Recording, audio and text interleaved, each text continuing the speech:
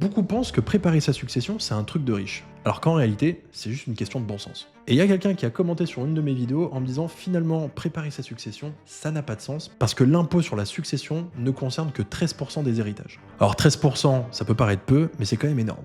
Parce qu'au final, tous ceux qui me regardent, réfléchissez combien vous êtes de frères et sœurs. Pour chaque frère et sœur, vous comptez 100 000 euros. Si vous avez encore vos deux parents, vous faites x2. Et si vos parents ont un patrimoine supérieur à ce chiffre, oui, vous êtes concerné dans les 13%.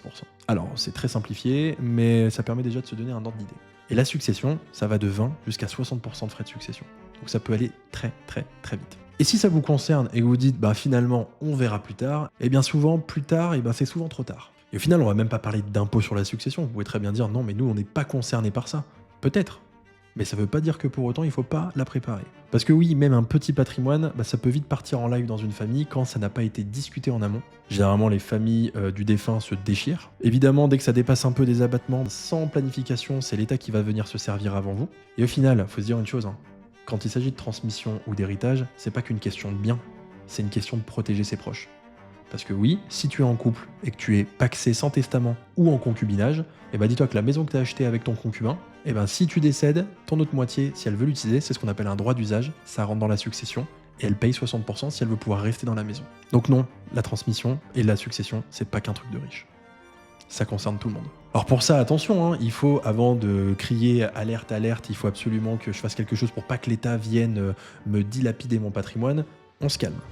La première des choses qu'il faut faire déjà, c'est faire un bilan. Il faut poser les chiffres et pouvoir savoir si oui ou non il y aura des frais de succession. Déjà, ça permet d'éviter les mauvaises surprises. Ensuite, l'idée, ça va déjà de se renseigner sur les possibilités pour venir optimiser sa transmission et venir aussi l'organiser. Parce que oui, si on sort aussi des statistiques, on peut très bien dire que 100% des transmissions qui ont mal été gérées, 100% de ces personnes l'ont vraiment regretté. Et par contre, 100% des transmissions qui se sont globalement bien passées, il y en a tout le monde qui a été content. Parce que les choses étaient écrites, elles étaient signées, tout le monde était d'accord, et au final, la transmission elle a été optimisée.